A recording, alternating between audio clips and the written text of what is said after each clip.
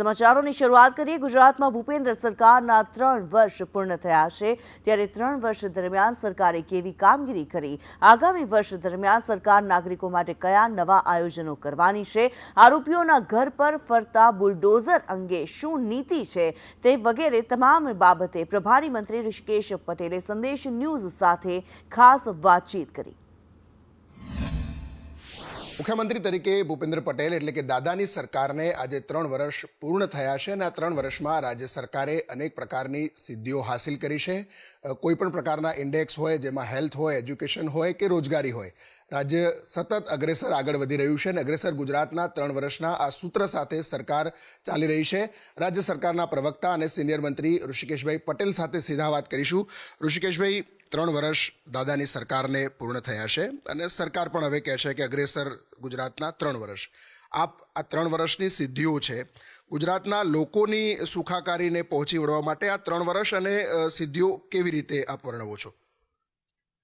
3 વર્ષની સરકાર નથી આ 3 વર્ષ આદરણીય મુખ્યમંત્રી ભૂપેન્દ્રભાઈ પટેલે પૂરા કરેલા 3 વર્ષ છે, પરંતુ 1995થી સતત ભારતીય જનતા પાર્ટીની સરકાર ચાલતી આવી છે, પરંતુ વચ્ચેનો જે મહત્વનો પડાવ છે 2001થી 2014 સુધીમાં રાજ્યનો વિકાસ કેવી રીતે હોવો જોઈએ, પ્રજાલક્ષી સરકાર કેવી રીતે હોવી જોઈએ, યુવાનો માટે, ખેડૂતો માટે, મહિલાઓ માટે, ગરીબો માટે, વંચિત માણસોના વિકાસ માટે સરકારની નીતિ કેવી હોવી જોઈએ, એનો આખો રોડમેપ આદરણીય પ્રધાનમંત્રી મોદી સાહેબે બનાવ્યો હતો।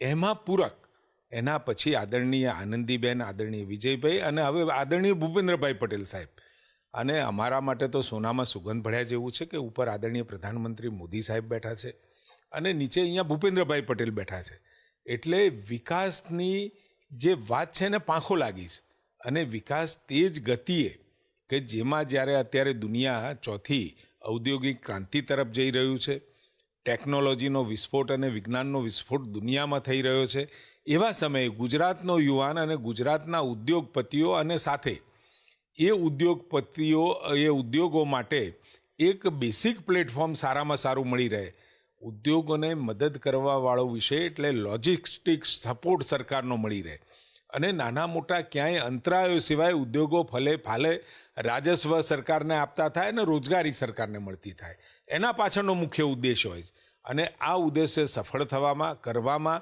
રાજ્ય સરકાર સફળ ગઈ છે। ભૂપેન્દ્રભાઈના પ્રયત્નો ભૂતકાળની વાતોને આગળ વધારતા, એમાં તમે જો કદાચ જોયું હોય તો છેલ્લી વાઇબ્રન્ટ થઈ તો 10 વાઇબ્રન્ટમાં સારામાં સારા ઉદ્યોગપતિઓને આકર્ષવામાં, અને એમાં પણ દુનિયામાં જે 500 જેટલી બેસ્ટ કંપનીઓ છે એમાંથી 100 કંપનીઓનું એક્ઝિસ્ટન્સ આજે ગુજરાતમાં છે, એટલે કે ગુજરાતને ઔદ્યોગિક પ્લેટફોર્મ તરીકે દુનિયા અને દેશ સ્વીકારી રહ્યો છે।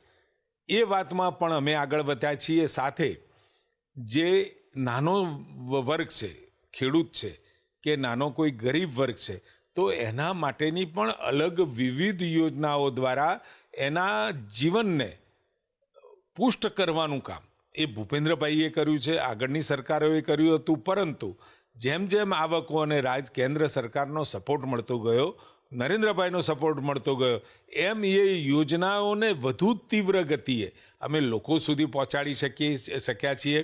બહેનો, ગરીબો, ખેડૂતો, મધ્યમ વર્ગના માણસો અને તમામ કોઈ પણ વર્ગ છૂટી ના જાય એ પ્રકારનો વિકાસ, અને સાથે નરેન્દ્રભાઈએ એક સરસ વિઝન આપ્યું હતું કે દરેક ક્ષેત્રનો વિકાસ એની ભૌગોલિક પરિસ્થિતિ, લોકોની જીવનની રહેન સહેનની પદ્ધતિ અને એના કલ્ચર પ્રમાણે થવો જોઈએ।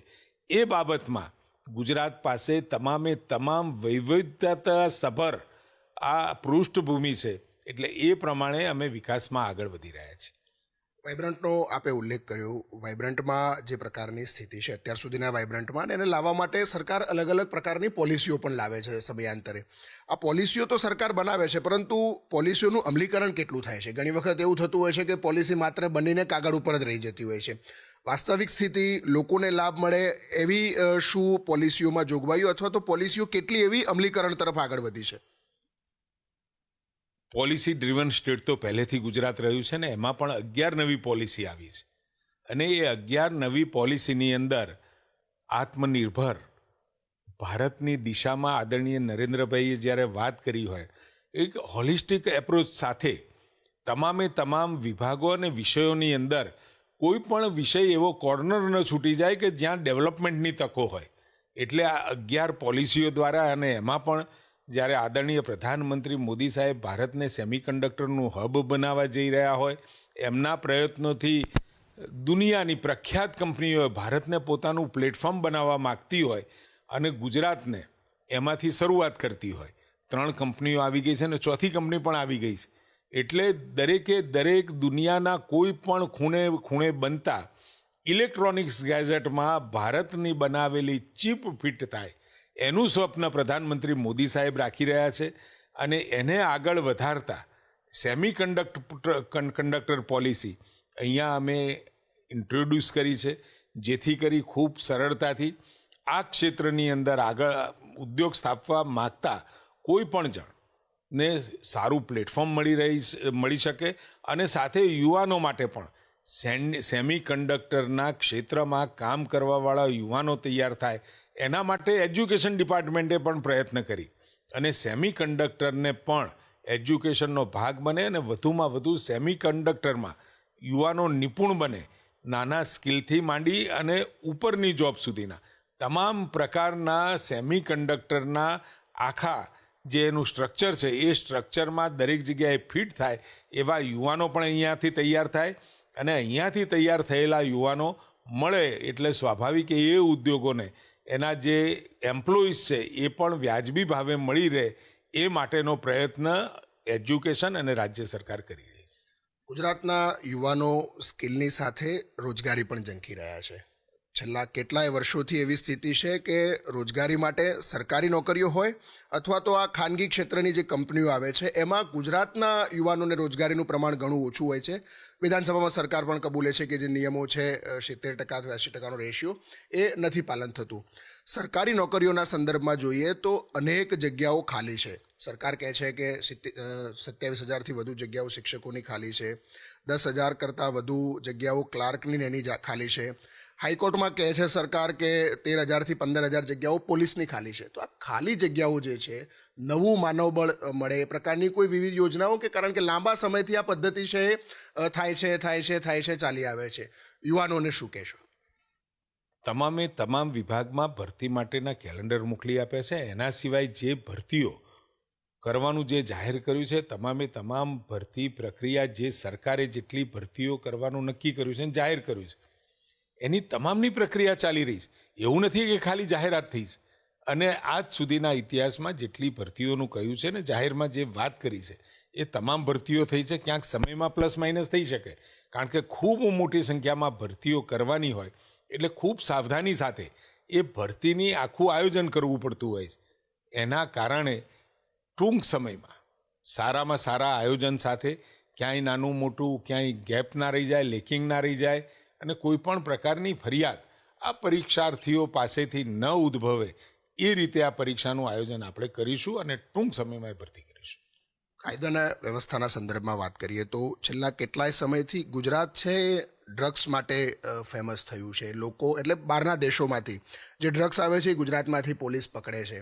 સાથે એના જ કારણે જે દરિયા કિનારાનો પટ્ટો છે ત્યાં પણ કચ્છ હોય કે સુરતના વિસ્તાર છે ત્યાં છેલ્લા 2 થી 3 દિવસમાં જે ઘટનાઓ બની, પથ્થરમારો હોય કે કોમી એકતાને ડેમેજ કરતી ઘટનાઓ હોય, એના ઉપર કંટ્રોલ કેવી રીતે સરકાર લાવશે? કારણ કે ધીમે ધીમે જ્યારે શાંત ગુજરાત છે હવે એમાં દોડવાનો ક્યાંક પ્રયત્ન થઈ રહ્યો છે. કોંગ્રેસ કહે છે કે ભાજપની આ નીતિ છે, જ્યારે ચૂંટણી અથવા તો એવું કંઈક નજીક આવે એટલે રાજનીતિ ભાજપ આ પ્રકારે કરે છે. ડ્રગ્સ આ જે આપણો દરિયા કિનારો છે એ વાયા ગુજરાત આખા દેશમાં પહોંચવાની શરૂઆત થઈ હતી અને એ જે શરૂઆત થઈ હતી એને હર્ષભાઈ અને આદરણીય મુખ્યમંત્રીશ્રીએ ગંભીરતાથી લીધું. અહીંયા લેન્ડ થાય અને ભારતભરમાં એ પથરાય, ભારતભરમાં એ જાય. આ વાત ધ્યાને આવતા અને ઇન્ટેલિજન્સ એજન્સીના આપણને ખબર પડતા એમના તરફથી જે પણ કોઈ બાબતો આપણા ધ્યાન ઉપર મુકાઈ, રાજ્ય સરકારે ખૂબ ઝડપથી કાર્યવાહી કરી અને આ ગુજરાત એ લેન્ડિંગ પ્લેટફોર્મ ના બને અને અહીંથી દાખલ થયેલું ડ્રગ્સ આખા ભારતભરમાં ના ફેલાય એ માટેની ચિંતા કરી અને ડ્રગ્સ પકડાય તો સારી બાબત છે.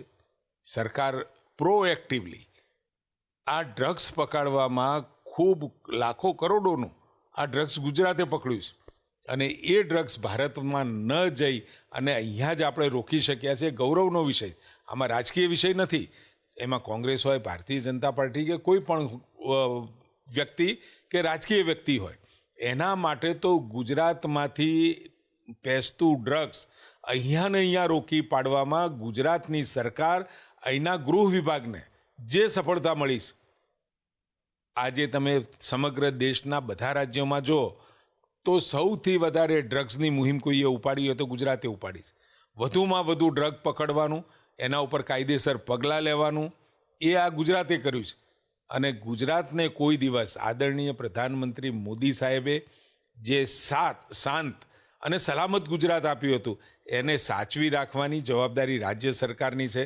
તમે જોયું હશે કે ક્યાંય અસામાજિક તત્વો અને કોમી તત્વો માથું ના ઉપાડે અને ક્યાંય જો આવી હરકત કરી હોય તો એને સખ્ત અને નશ્યત પગલાં, ચાહે એમના ગેરકાયદેસર દબાણો હોય અથવા તો એ જે હરકત કરી હોય એ તમામ લોકો સામે કઠોર કાર્યવાહી કરી અને આગામી સમયમાં આદરણીય મોદી સાહેબે આપેલું સલામત અને શાંત અને વિકાસશીલ ગુજરાતને જાળવી રાખવાની જવાબદારી આદરણીય ભૂપેન્દ્રભાઈએ લીધી છે ને એ સાચવવા માટે સક્ષમતાથી પગલાં લઈ રહ્યા છે. એના જ માટે કદાચ યોગીજી પછી હવે દાદાનું બુલડોઝર પણ સમગ્ર ગુજરાતમાં ફરી રહ્યું છે. જ્યાં જ્યાં આવા દબાણો છે ત્યાં હટાવવામાં આવે છે, પરંતુ સુપ્રીમ કોર્ટ પણ કહે છે કે સરકારો આ પ્રકારે ન કરે. કોર્ટ છે એને કામ કરવા દે, કોર્ટ નિર્ણય કરે કે શું કરવું, એવું સીધા બુલડોઝર ન ફેરવે. કારણ કે સરકાર આવી ઘટના બને પછી જ બુલડોઝર ફેરવે છે, એના પહેલાં દબાણ નથી દેખાતા. એનું તાજું ઉદાહરણ વડોદરાનું પૂર પણ આપ તમે જોઈ આવ્યા છો.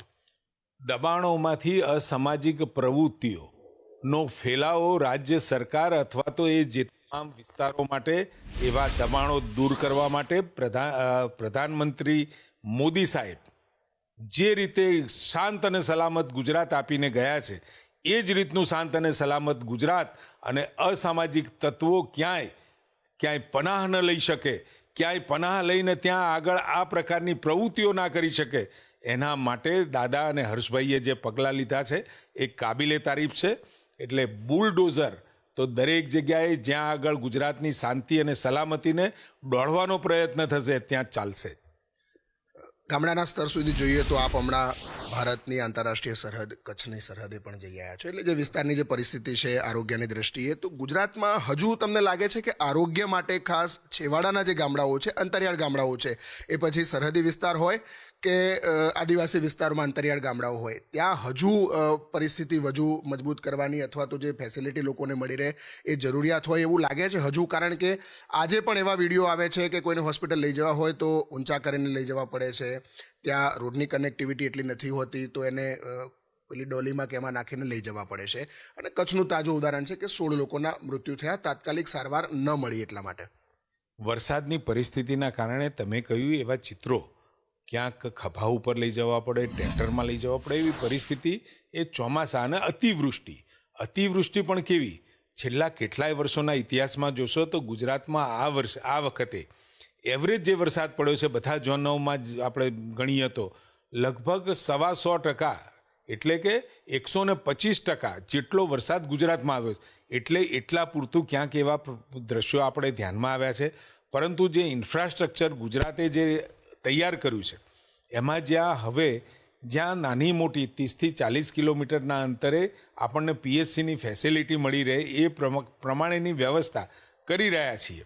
અને એમાં પણ કચ્છની અંદર ખૂબ મોટો વિસ્તાર છે. મોટો એટલે કદાચ આખા દેશનો સૌથી મોટો ભૌગોલિક વિસ્તાર ધરાવતો એ જિલ્લો છે. ત્યાં પણ આપણને કનેક્ટિવિટી સારી રીતે મળી રહે આરોગ્યની. એના માટે હવે આખું ફરીથી એક વખત અમે બેઠા હતા અને જોયું હતું કે 30-40 કિલોમીટરની સગવડ આરોગ્યની મળી રહે એ પ્રમાણેની આપણે કરી રહ્યા છીએ. ખાસ 3 વર્ષ પૂરા થયા છે ને હવે આગામી દિશામાં પણ ભાજપ કહે છે કે અમારી સરકાર હજુ પણ લાંબી ચાલવાની છે. રોડમેપ રાજ્ય સરકારનો શું હશે આગામી વર્ષોમાં કે ગુજરાતને કઈ દિશા તરફ લઈ જવું? 2047નું ભારત જે છે એમાં ગુજરાતનું રોલ ક્યાં હશે? મેં પહેલાં પણ કહ્યું કે ચોથી ઔદ્યોગિક ક્રાંતિ ચાલુ થઈ છે તો એનો મહત્તમ લાભ ગુજરાતને કેવી રીતે મળે અને એ લાભ લેવા પાછળનું ને ઉદ્યોગોને આકર્ષવા પાછળનું એકમાત્ર જો કોઈ કારણ હોય તો એ ઉદ્યોગો અહીંયા સ્થપાય તો એ ઉદ્યોગો થકી રાજ્યના યુવાનોને રોજગારી મળે. બીજા નંબરમાં ઉદ્યોગો અહીંયા સ્થપાય તો એ રાજસ્વ રાજ્ય અને દેશની તિજોરીમાં જમા થાય, જેના થકી લોકોની સગવડો આપણે પૂરી કરી શકીએ. શિક્ષણની અંદર પણ સ્કિલ એજ્યુકેશન, કૌશલ્ય આધારિત શિક્ષણ આપવાની વાત આપણું રાજ્ય કરી રહ્યું છે. રાજ્ય સરકાર દ્વારા અથવા તો કોઈ પણ સરકાર દ્વારા જ્યારે નોકરીની વાત કરવામાં આવે એટલે રાજ્યની નોકરીઓની એક મર્યાદા હોય છે.